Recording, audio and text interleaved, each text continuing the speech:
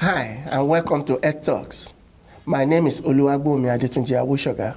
I am the current Board of Governors Teaching Chair here at the University of Lethbridge. I will start by giving the territorial acknowledgement. Okay, the University of Lethbridge Blackfoot's name is Eneskim, meaning Sacred Buffalo Stone. The university is located in traditional Blackfoot Confederacy territory. We honor the Blackfoot people and their traditional ways of knowing in caring for this land, as well as all Aboriginal people who have helped shape and continue to strengthen our university community. I'm glad to be here today with one of our best instructors on campus, in the person of Miss Carina Zhu.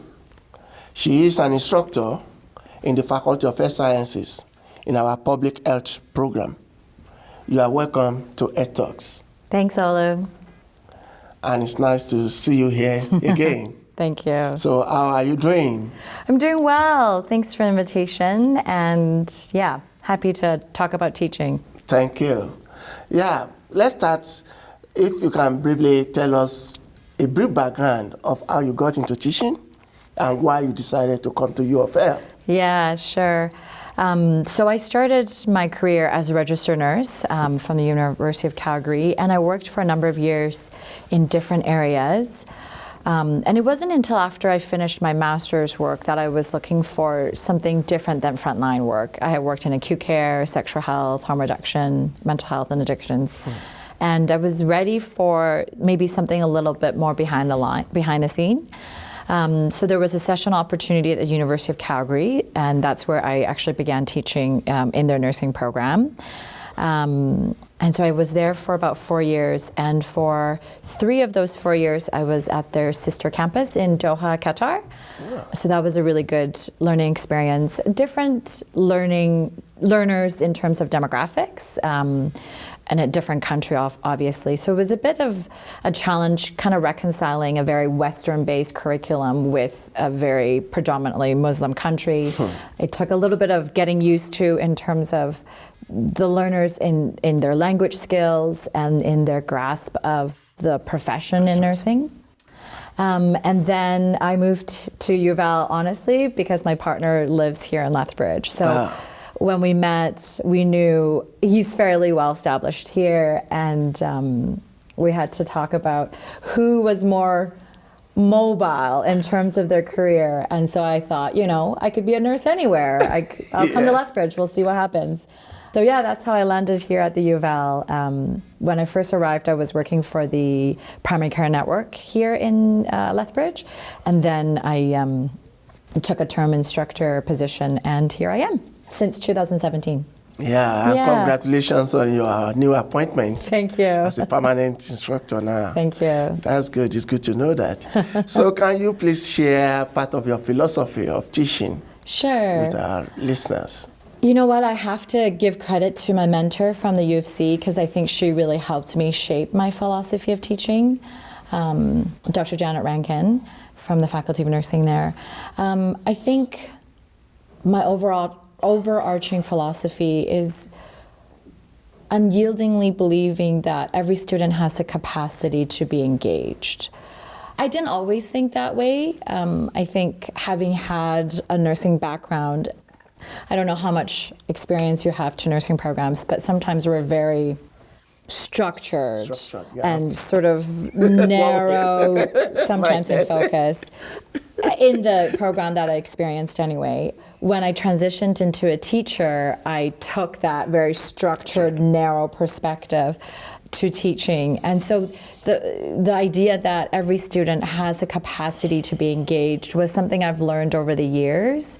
And I think in time, I didn't take it as an offense if they weren't engaged, like understanding that life happens or that they have priorities beyond just school, that it really wasn't a failure on my part. But I think just coming from a perspective that everyone has the capacity to be engaged, and part of it is up to me to kind of pull them into the subject that we're talking about.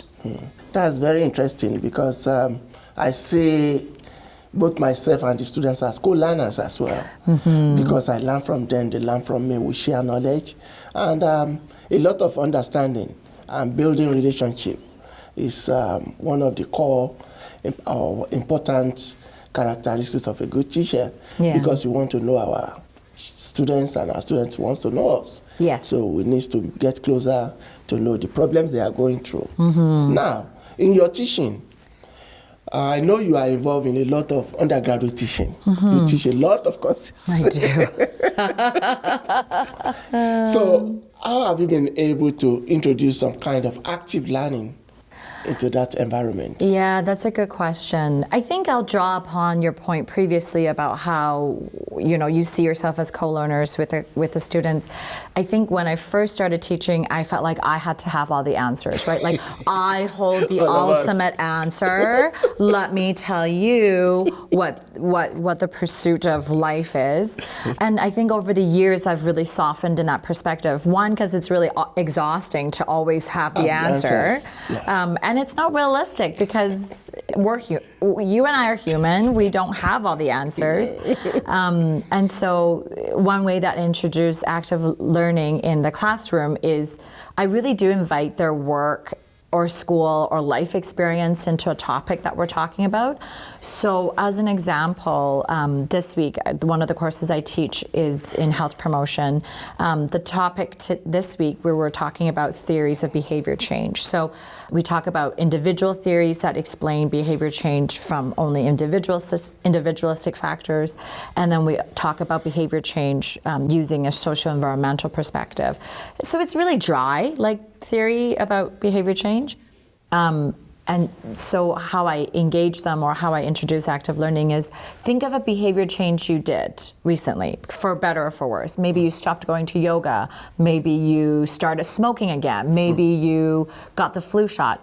Use one of those theories to apply and understand what were some of the factors that led to your behavior change. So really kind of making it relevant to where they've come from and understanding that, yeah, they might be new to public health or health sciences, but they're not new to being a human, and they've all got experiences that we can draw from. And the other thing that I like to introduce in terms of active learning is then pulling in the current events. That's what's happening. So just like when you came in to observe my teaching last semester, spring 2020, I talked a lot about COVID because it was a prime time to talk about COVID in Public Health 1000.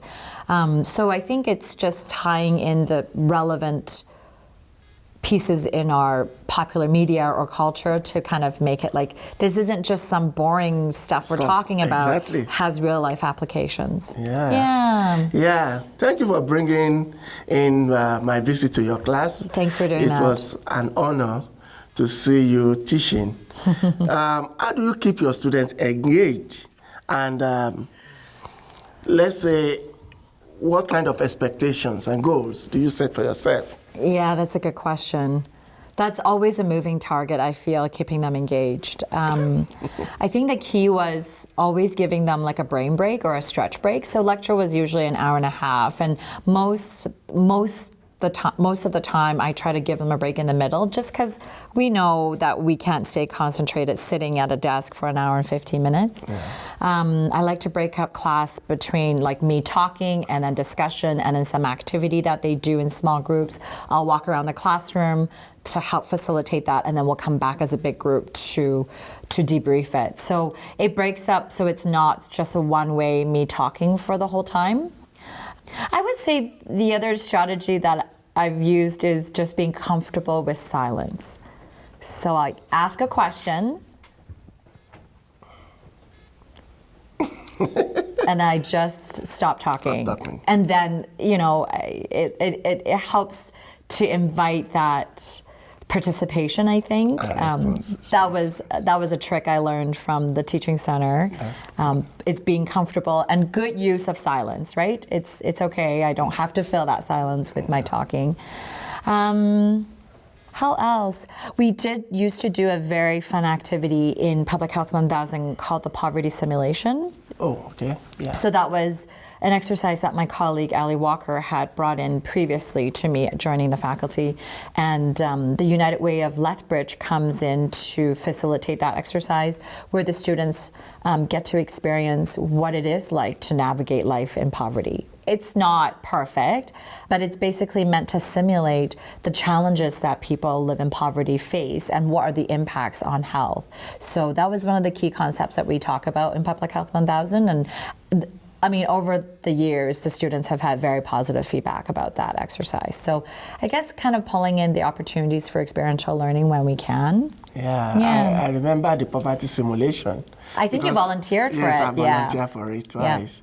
Yeah. It's a good learning experience for the students, and I've seen several of them appreciate what they have when they see how other people live, what they pass through, their experiences in life. They come to appreciate what they have within their means. Yeah, and it really does illustrate this idea of like, yes, we make decisions and those decisions shape our life and shape our health, but the circumstances in which we make those decisions are also can also be fostering or constraining that choice, right? So it's not even just about me and like getting a job and getting myself out of poverty, but what are some of the social supports that I have? Am I coping with trauma? Do I have, maladaptive coping skills? So it's meant to illustrate the tension that we see between agency and structure in terms of how much control we have over our health. Yeah. Which, I think it's a continuing goal to kind of hammer that in to our students. Yeah, that's good. I know you have taken some students up on independent studies. What has been your experience so far? So I only have taken one so far, and in this current semester, Melissa was a research assistant with me on a grant that we had gotten from Alberta, from Campus Alberta on food insecurity. So that was a small meeting grant that we brought together stakeholders to look at food insecurity within post-secondary students population. And there was some priorities that were identified from the meetings that we wanted to carry forward, but the money had finished. And Melissa was still really interested in pursuing these priorities. So then we structured her independent study to then do the preparation work this semester. That's good. She's going to apply for the Food for Thought grant through Agility, and then hopefully she'll be able to implement some of those priorities by January with some support from the food bank, from the student union, and from Erin Phillips, our chaplain. Erin Phillips, yes. She's excellent. She's so in touch with all of the food insecurity programs in campus. Lethbridge, yes. Yeah, she's excellent. I know. So it's been good. I think trusting. I mean, of course, you would want a student that's suitable to be independently guiding their learning. We meet probably once a month and more if we need to. But yeah, I think it's been good. I'm fairly confident in her ability to finish up her independent study. That's good. Yeah. That's a good. I know you have been involved in many programs in the Faculty of Health Sciences. You are very close to many professors and instructors. I know you are very social and outgoing. Can you share some of your experience learning from people, working with others, and? Yeah, that's a good question. So when I first joined the Faculty of Health Sciences, I had never taught online, and actually was something that I was really afraid of. I didn't love learning online as a learner, so I had certain biases and reservations coming into teaching online. And I would say, like, our colleagues like M. Pyle and Devin McNeil and Sienna Kaspar, they all gave me sort of hints as to what were some of the tricks and things to avoid when you're teaching online. And of course, the Teaching Center was excellent. They're such a good source of support. In terms of, I don't know if I answered your question. No, you're on the right line. Okay. Yeah. And I think it's just being present. Because I know you came in newly, to the university. Yeah. How did you establish that relationship, that rapport? I don't because know. I see you are free with everybody. I don't know, Olu. Maybe I just knock on the door and be like, let's talk. No. I really do think it's just being on campus. Back when we were, all working on campus and yes. seeing who's around and just chatting them up in the hallway. And we have so much talent, I think, in our faculty that it's very interesting finding about everybody's research and their strengths and their areas of interest. Yeah. That's good. Yeah. Since you have mentioned that online, the university moved from in-class to online because of COVID. How have you found this experience and how has it affected your teaching? Yeah, that's something I've been thinking a lot about. So before COVID, I was teaching some of my courses online. Oh, okay. Like a good blend. So usually in a semester, I would have like 1 or 2 courses online and 1 or 2 in person.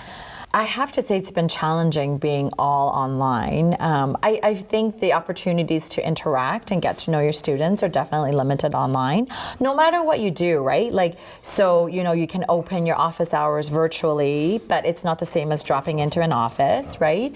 I offer to stay behind class to stop the recording so then they can ask questions freely, but it's still not the same as them coming up to you and you can gauge how they're doing. I've definitely noticed that there are probably a simmering level of anxiety, which is totally normal because I think online learning is really new for a lot of our students, but I haven't really been able to get a sense on what kind of supports they need. I just feel pretty distant from where they are. Though, I encourage them to, let me know if things are going bad or they need support. But I do feel pretty distanced from them. And that's not the teacher that I like to be. Like going to your previous point about being co-learners, it's important to support our students to be successful and not really knowing how they're coping or what are some of the challenges that they're facing. It's a bit of a challenge to overcome.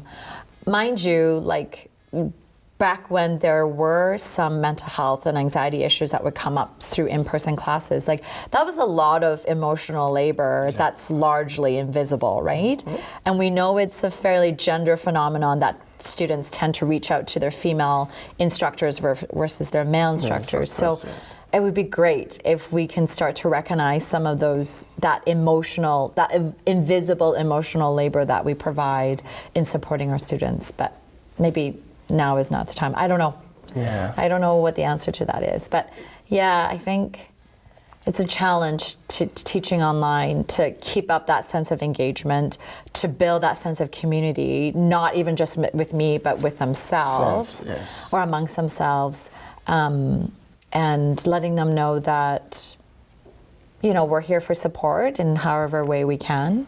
That is good, because from my own experience, I've never taught online before. So when they gave us 3 days to move online in March, it was baffling. I said, how do I start? Where do I start from? Yeah. But thank God for the teaching center. They brought in a teaching boot camp for all faculty members within that 3 or few days. Mm-hmm. It was organized for a week and we all scramble in, learn what we need, where to start, and we continue improving from that point. Yeah. I know it's very difficult not having that close connection with the student, the engagement part, and letting them know that you cares for them. So this is part of the things that bothers me sometimes when I start teaching online. People sit down there, they want to talk for, my lecture is usually 2 hours, 50 minutes. Yeah. It's once a week. So how do I manage it? So what I've decided is to give break intermittently. Yeah. Just, let's now go to our breakout room or try and walk around for some time to stretch your leg and stretch. So it's a bit difficult. Yes. So that's why I asked you the question, how you have been managing it, because I know you are experienced with online teaching. I mean, same strategies, right? I think the interactive activities in breakout room is really important, and it's as close as we're going to get to collaborative group work that the teaching centers always encouraged us to do. Yeah. Another challenge I find is that students are shy. Like sometimes they don't like to turn on their cameras, they don't like to turn on their mics, and that's okay. Like I get the privacy piece of it. Some days it feels like you're just teaching to like a black void. Yeah. You don't see anybody's faces. And you just see the black screen. You're like, I hope you're still there. I'm not quite sure if you are. When you mentioned the boot camp, that led me to a thought. I really appreciated some of the principles that they talked about in the boot camp about like teacher presence and how to create that in an online environment. What I find difficult is being able to really be present given the number of learners I have on an online course. So, you know, health sciences usually have a higher enrollment of like 60, 70, 90 students per online class. And then usually we have like 3 or 4 courses a semester. Exactly. So to really be intentional to be present on the online environment is really challenging. So I guess I'm feeling that gap between what I think I need to be doing as a good teacher and what I'm actually capable of doing given the constraints of what we face currently. Yeah, that's true. Well, yeah, because I can see some students having some mental health issues, complaining of stress or depression. They don't have anywhere to go, nobody to talk to. And I do direct them. You can call the counseling center line, talk to the student success people, because they are all there to help. And all professors are also out to support you. We understand what you are going through as well. We are also going through the same thing, but we can enjoy it. We are able to manage our own to some certain level. Yeah. So now, talking, I'm aware that you recently got the Teaching Development Fund. Can you just elaborate more on your research? Sure, yeah. That's something that's been on the back burner. It's been taking a bit of a break since semester started. So the Teaching Development Fund project that I have been working on is looking at student evaluations of teaching. So this was a follow-up study from a research study that I had led when I was at the University of Calgary in Qatar. We got some external funding, and using our undergraduate students as co-researchers, we looked at how nursing teachers look at their student evaluations of teaching. And that really came from my own experience with student evals. I had never been evaluated until I became a teacher. Like, you don't get evaluated as a nurse. Like, you don't say she was terrible, her skills were awful, she had no, like, patients might say that. I never hear from it. And I certainly don't hear from every patient I've ever cared for. So it was really foreign to me when I first became a teacher. And I have to say, it was really discouraging when I got my first set of evals. I had no context of how to understand them. I remember reading my first set of evals in my own office, you know, just like stunned that what I intended to be turned out to be such a different experience for my students. Yeah. So when I was at the University of Calgary in Qatar, we got this money, and I was like, I really want to look at how nursing teachers take in this feedback, because, you know, we teach a lot about relational practice and how do we communicate effectively in nursing. Yeah. So I was like, okay, so how do we process all this feedback?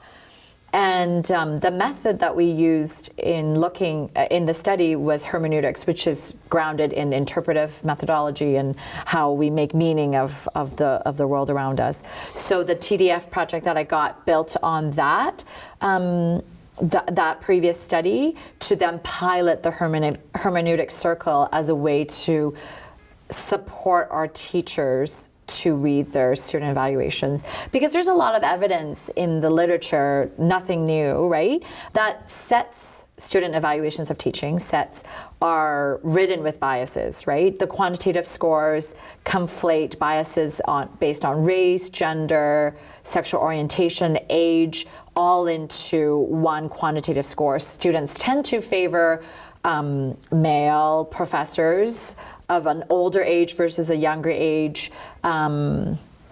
accent matters, charisma matters, attractiveness matters, none of which is related to teaching effectiveness, by the way, right? Exactly. So we wanted to use the hermeneutic circle to then, as a way to support our teachers in reading their feedback. So like, what are some of the things worth pondering about, and what are some of the things that we just need to just not own, because we know that there are these biases that are prevalent within student teaching evaluations.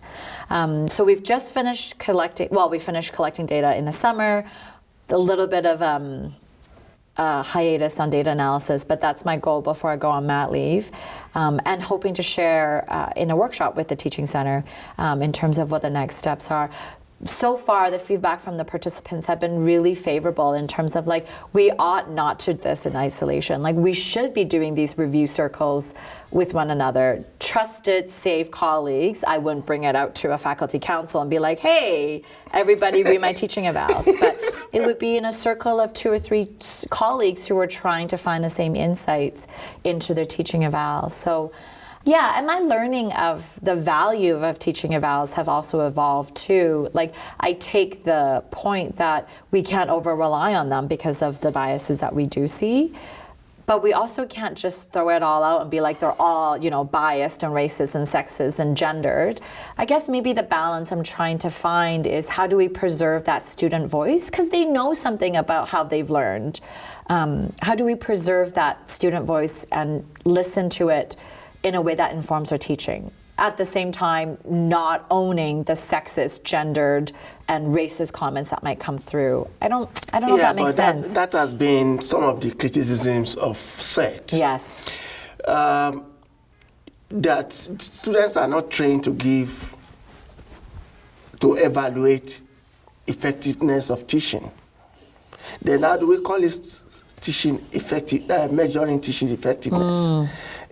It's supposed to be getting some experiential learning information on how to give the student the best experiential learning on campus, because it has been going on and off. So while you started that research, I was so much interested that, okay, let's see how we can balance the two, that we don't castigate teachers because of what students have written there, but how do we use it to improve our teaching or delivery mode of teaching?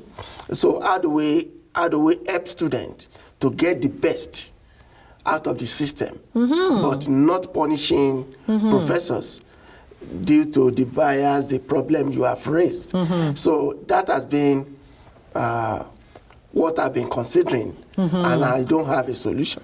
I don't either. I don't know if I can say this on record, but I'm going to say it anyway. I think as an institution, we can make one of 2 decisions, right? So if we know there are these problems within student evaluations, then we can make a decision to be like, okay, we're not going to do them anymore. Let's figure out another way to collect feedback that is more useful for our teaching. What I find disingenuous is that we continue to collect student feedback and they think that they have a voice, but actually there's no compelling reason for us to ever consider them. Do you know what I'm saying? So I think it's kind of navigating that space. Like, how do we reconcile that? How do we preserve their voice? Because they know something about how they've experienced teaching. Excellent. And we want to know. But then to your point, how do we not get distracted by those comments, right? Or destroyed, sorry, not destructive, but that's how I felt when I was a teacher. I would read these comments, I'm like, who is this Carina? It's not who I am. Yet that's how they experienced me and experienced the teaching. Yeah. So that's what we're hoping to do is temper some of those reactions and contextualize some of those comments. Yes. Yeah, because when we were talking to our participants, one of the key things that they said, they were like, I know this rationally in my head that was a very sexist comment, but it was really validating to hear from a colleague that that was a sexist comment, just forget about it. So I think there's some value in supporting our teachers in how they read their feedback. And part of it is, being open, feeling safe to share that with someone else. Yes. Yeah, because it's a very private, like, let's keep it to close to my chest kind of experience. Yeah, I know as a nurse, you get involved in self-evaluation, self-reflection a lot. Yes. I know it's part of your training. Yes. Do you want to share some idea on how our colleagues can self-reflect on themselves? I haven't gone through that set, not to be discouraged, how you can respond or try and put some things together, use it in a positive manner. I think regardless of whether you're a nurse or not, I think we always self-reflect, right? I mean, maybe I'm overgeneralizing, but we didn't get into the academy. We didn't become teachers because we're not self-reflective or introspective. Like, we're high achievers. We're like keeners. So we're always looking at how we can improve. Yes. One of the things, though, that really stood out in the findings was that in addition to the self-reflective piece, which happened before we met in the review circle, was just the dialogue that we had as colleagues. The self-reflective piece was there as a precursor to the review circle, and then the review circle itself was validating for them to know that, yes, that those are comments I can discard because it was not about my teaching and it was about biases against me as a person. Yeah. It's because I often find that interesting sometimes. Some students will write it there, I don't understand his accent. And I said, I make available my notes, all my lectures, even pre-recorded information about the materials to be covered. Yeah. Did you actually listen to it? Yeah. They will tell you, I don't have time, I'm busy. Am I to read it for you? You come to class, you are not prepared. So you need to take some responsibility. Yes. So, well, I hope the university can find a way out because I know that the university also, they are trying to make sure that people who serve on STP, that is salary, tenure, and promotion, that they are well trained about how to use this teaching, student evaluation on teaching, how to use it properly, so that they don't use it to punish faculty members. Because there are some statements there that students give that, this is bias, this is sexist, this is not even acceptable. And because it's anonymous, there's nothing you can do. You just read it and either you move on, or because I've seen some people who have been depressed, some colleagues. I know. When you talk to them, what's the problem? Mike, please just read this. I said, no. It's so demoralizing. And I think the key is to strive for different sources of feedback, right? Like inviting a colleague to come and observe your teaching. Sure, that could be biased in its own way. Like, you feel positive about me as a colleague, so overall you're probably going to likely give me a positive evaluation, but it's striving from multiple sources. So yes, student evaluation is important, colleague evaluation is important, teaching center evaluation is important. How's my delivery? How's my content? Is it up to date? So I think it's being intentional to look at the whole package of how you deliver your course and not just looking at the student reception of it. I think that's the best we can strive for. And I really do agree. I think we were both at the implicit bias training for STP just a couple of weeks ago.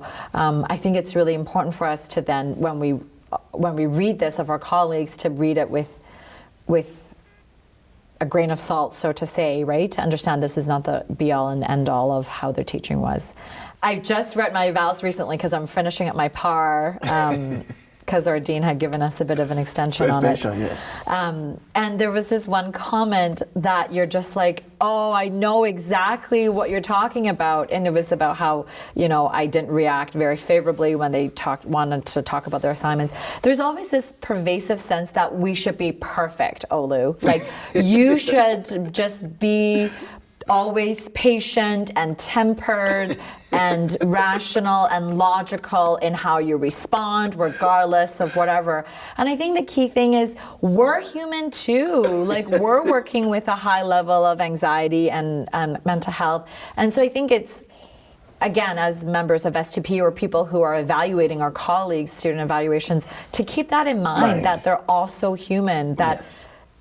a glowing review of evaluations without any criticism is also problematic. It's problematic, yes. Right. Yeah. So, anyway. I agree with you. Thank you once again for those conversations. It has been very interesting and Good. very educating.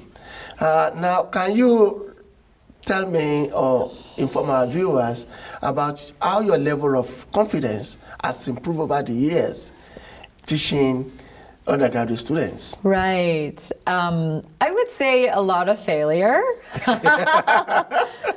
Trying different things and knowing what worked and what didn't work.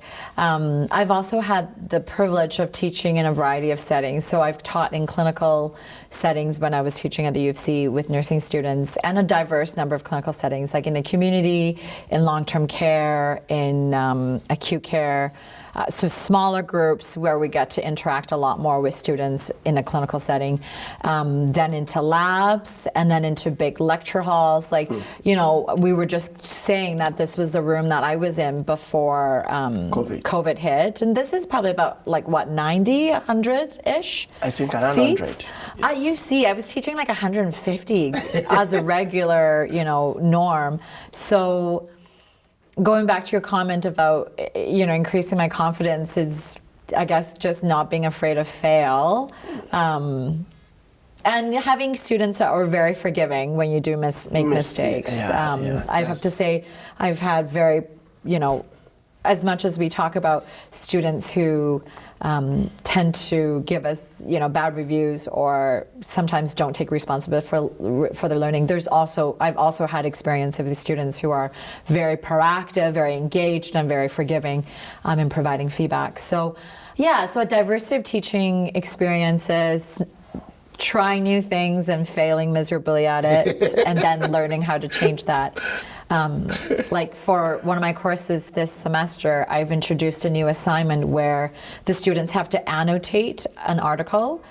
So they provide an informational summary in terms of like key arguments, methods, findings, and then they have to do an evaluative summary, which is basically their critique of how the study was.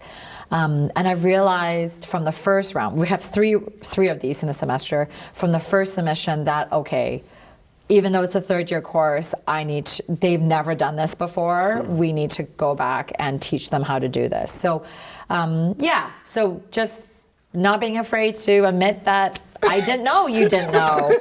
So we're just going to talk about that now. I have to say, like, having a very supportive teaching center, I was very fortunate that I had that from the previous institution I was at, as well as here. I think they've been phenomenal given the demands on them, how forthcoming they are with support. Like when I was revising some of the group work rubrics or discussion rubrics for my online courses, like Eurydice from the teaching center was on it. She would give me feedback, we would meet, and then I would revise and we would meet again. So I think having a robust teaching and learning center really helped me to build my confidence as a teacher. That's good. Yeah. That's good. Yeah, because I do remind my students, I don't know everything. Yeah. I'm here to lead you and work with you. Yeah. So we are all learning.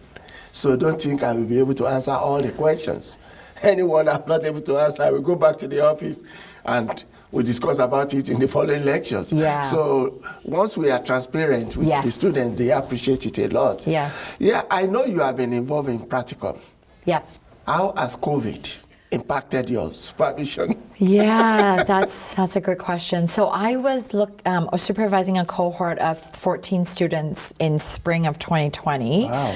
And these were public health students, right? So they were placed in a variety of settings, including with AHS up in Calgary, Canadian Mental Health Association here, ARCHIS here in Lethbridge. So all over the place. And even before COVID hit, I think in general, the practicum experience introduces to them what life as a public health professional looks like, right? Regardless of what organization you might be. And so there was a lot of mental health issues that surfaced in terms of, and not even just mental health, but sort of existential questions that came up to be like, am I suited for this kind of line of work? Which is very normal because they've never been exposed to that work environment until now. So there was a lot of these personal issues that surfaced that I felt compelled to address as an advisor, right? Because I can't just say, go talk to someone else about that. Like, that's not my job. I felt like as a practicum, as a faculty advisor for the practicum, that it was my job to kind of help them walk through some of these tensions that they're experiencing. So that took a lot of emotional labor as well. Something that you don't really get to put on your workload, Exactly. Yeah. but nevertheless takes time and care and consideration to help students through. Many of them experienced some personal challenges as well that impacted their practicum experience. When COVID hit and they had to end their practicum placement, really abruptly. It happened today, tomorrow you're done. I would say the prevailing sentiment amongst the students was that I never got a chance to say goodbye to my clients and to my preceptor and to kind of draw that relationship to a close. So it was difficult for them to transition out of that practicum setting because they had spent. So by the time we shut down, we were 10 weeks into practicum. Yeah, about around 10 weeks. Yeah. Because it was March. It was March, mid-March, yeah. So they had spent all this time working with their clients in the community and working with their agencies and their preceptors in the agency to all of a sudden to be like, okay, bye, we're done now. Really was opposite of what we were teaching them in class, which was about building relationships. Exactly. Yeah, so that was really tough for them to transition. Many of them asked to say, to be like, could I go back to just say goodbye? And I was like, I think the official line as per the university was no. You can send an email, you can chat, but if you wanted to do that out of your personal risk, I can't stop you. And I think many of them did. I think some of them did say, I need to, for myself, to have a sense of closure and to wrap things up with my preceptors and my clients, which I respected that. And then there was a lot of sadness about how their practicum ended. And how the end of their experience with the public health program ended. Because for many of them, practicum was the end of their public health degree. Okay, they graduated. Yeah. So I think the fallout of it is very similar to when everything shut down and how we felt abruptly shifted. Same for them. And actually a few of them said, this is what we were trained to do. We were trained to be working in public health. Why can't we stay and help out our agencies and our partners? And there's truth in that. They were stretched to the max when the pandemic hit our agencies, our partner agencies. So, but unfortunately, I think in the whole scramble of trying to protect our students. The student at the university have a role to play to protect the students. Right. But I think the decision was good. But I know how difficult it is for students to just round up without saying goodbye to most of their patients and their close allies. And they felt like they had something to contribute. They're like, let us help out in the pandemic effort. We were trained to do this. Let us do this. And so I think it was a really tough moral dilemma for them, knowing they can help, and that's what they've chosen to do by going to public health, yet we had to pull them back. So I appreciate that frustration. I would feel the same way. Yeah. That's good. I know that you have been involved in instructional skill workshop before coming to UFL. How has this impacted your teaching? Immensely. The ISW, I think the most eye-opening part of that was taping. There's a part where you tape yourself and you watch your own self teaching and critiquing. I was like, that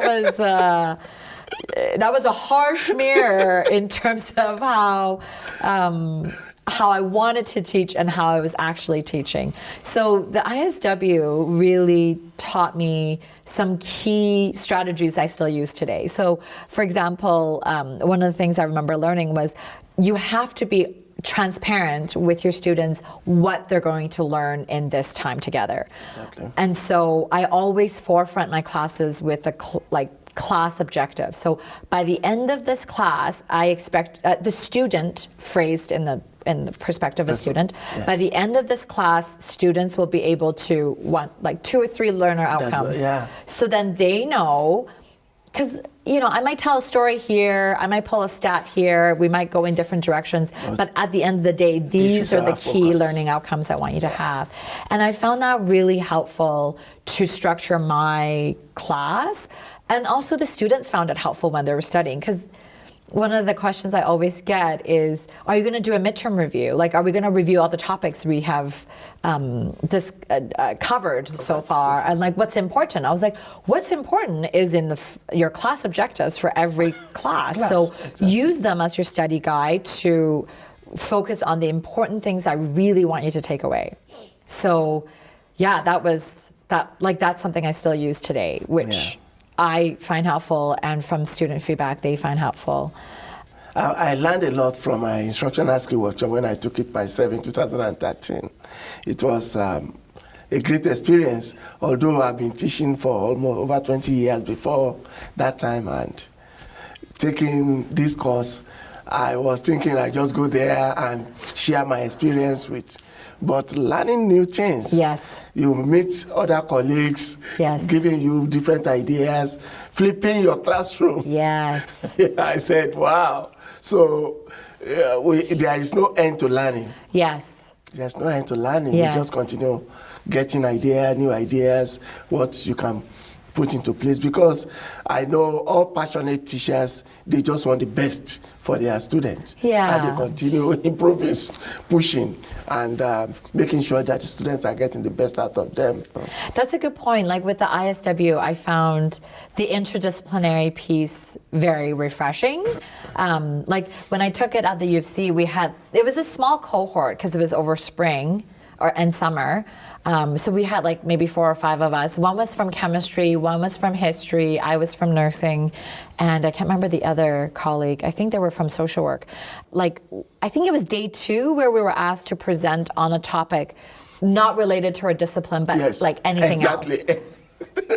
So I think I was talking about yoga, my chemistry colleague was talking about how to make chapati bread, and we had to come up with a teaching session on that particular topic, and it humbled me how simple it can be just to teach a topic that we're passionate about or have a lot of knowledge about. So it illustrated for me that like anything is possible to teach, so long as we're intentional about it, right? Yes, because I remember during my own ISWU, the second day when they asked me to teach, you know what I thought? How to change baby diaper. So I prepared chocolate, I put it in the diaper like poo. So they didn't know. So I brought about 5 babies. With chocolate poo. With chocolate poo. So I said, today we are going to change baby diaper. Yeah. So he's thinking we have to clean it. It was so interesting. And it's nice to have fun, right? To have fun, yes. Not to talk about, not that what we love is not fun, but sometimes it's boring. Let's now look at your commitment or your involvement in the community. Sure. Because I know you are passionate about the city and about the people, that our neighbors, our surroundings, and you contribute a lot to community development. Yeah. Can you share some of your experience? Sure. I certainly haven't been as involved as I would like to be in the Lethbridge community. I would say, having lived in Calgary, I was probably a bit more plugged in there. So when I first arrived in Lethbridge, I was working for the local methadone clinic. Methadone is a long-term acting agonist that we use for opioid addiction. So it stabilizes their physical cravings and addictions so that they can focus on other aspects, such as going to counseling, functioning at work, going to school, etc. Actually, before we had our first baby, I would finish teaching and then go work in clinic because why not? You didn't have a lot of stuff to do. I didn't have a lot of stuff to do. And I found that really rewarding because it really informed my teaching, what I was experiencing in the clinical setting. I was able to kind of bridge what was being practiced in the front lines to what was being taught in theory in class. And so ever since then, I've been, and before coming to Lethbridge, I had worked in harm reduction for a number of years with AHS in Calgary. So I felt particularly passionate about this group of clients who are probably our most more marginalized clients, facing a lot of structural barriers. Yeah. And we still view drug use as a moral failing, despite the evidence behind neurologically how that changes our brain chemistry, despite the evidence we know about poverty and the determinants of health and how that impacts addiction over time. We still think of it as a moral failing because you're not strong enough or because you're weak. So I've stayed really I wouldn't say really connected, but I've stayed connected to the harm reduction community here when the unfortunate news broke out about, well, I've written many letters to the editor to the Lethbridge Herald, but when the unfortunate news came through about the Arches executive who had misappropriated funds, I really wanted us to be clear that this was not a question of whether harm reduction is effective or whether the people working at the harm reduction agency was doing what they needed to do, that we needed to separate the actions of one person from the clients, your frontline staff, and also the management staff that was trying to keep the place running. So, yeah, and I pull a lot of examples from my practice experience in harm reduction into lecture. Like this week when we talk about health promotion in Public Health 1000, I'll be talking about what are the strategies that have been employed to prevent overdose from opioids at the personal level, at the community level, and at the policy level. So I would say my community engagement really does inform my teaching. My only regret is I'm not as active as I would like to be because of life outside of work. What is that? Yeah, that is very interesting. Thank you very much. Now, I know as one of the best instructors we have on campus at the University of Lethbridge. That's too kind, what experience do you want, or what are the tips you want to give to new hires and people who are thinking of maybe I should go into post-secondary teaching? I was really fortunate to have a very good mentor when I first became a teacher at the University of Calgary. And I know the teaching center here has been purposeful in matching, and we were matched as mentee and mentors at the fall of last year. Although that's kind of taken a back seat because of the pandemic. I would say finding someone who you connect with, who has experience in post-secondary teaching and in navigating the academy and the institution as a mentor. I think without my mentor, I wouldn't have stayed in the academy, to be quite honest. Because it's challenging in a lot of ways. You never really turn off. It's high demands. Sometimes you feel kind of isolated teaching by yourself. I often felt that students had each other, but you didn't really have anybody else, right? You were kind of alone in the frontier. So finding someone that you connect with as a mentor,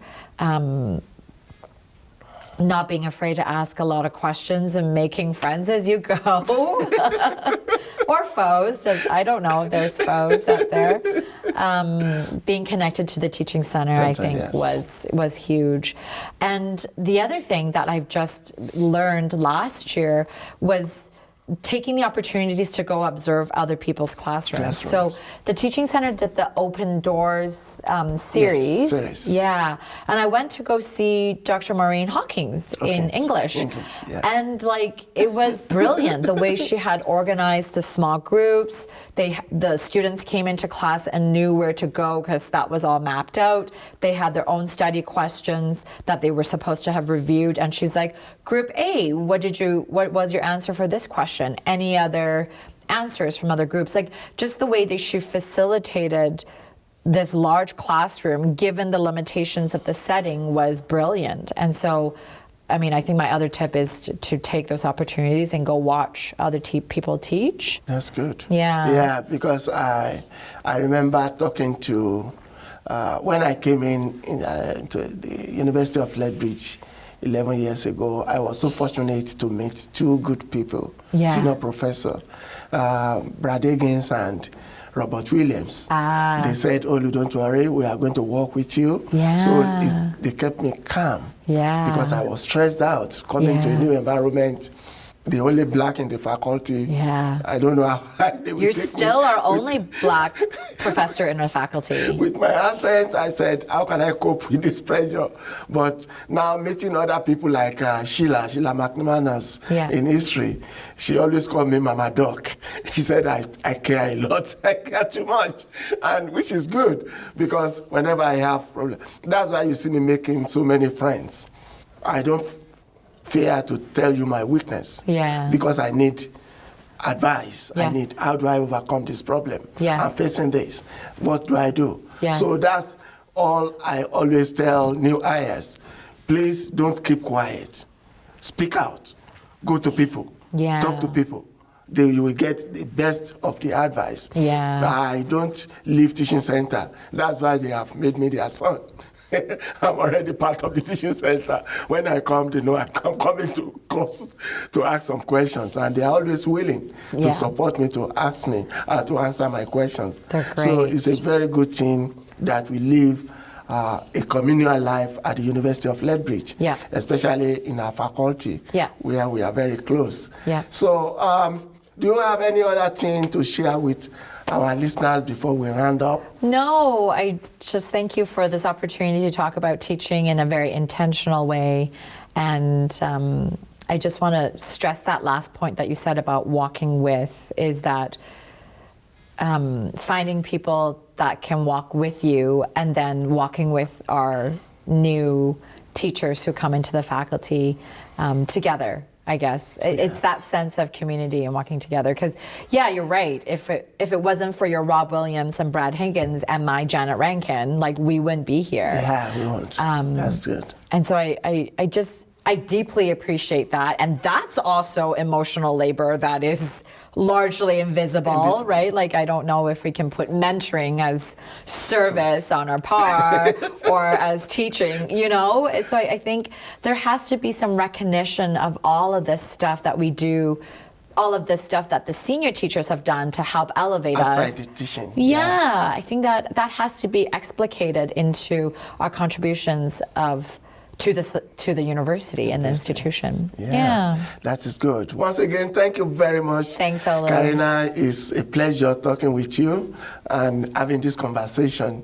I look forward to having further conversation with you personally. Thank you. I wish you safe delivery and enjoy the rest of the semester. Yes. Thanks so much. Thank you.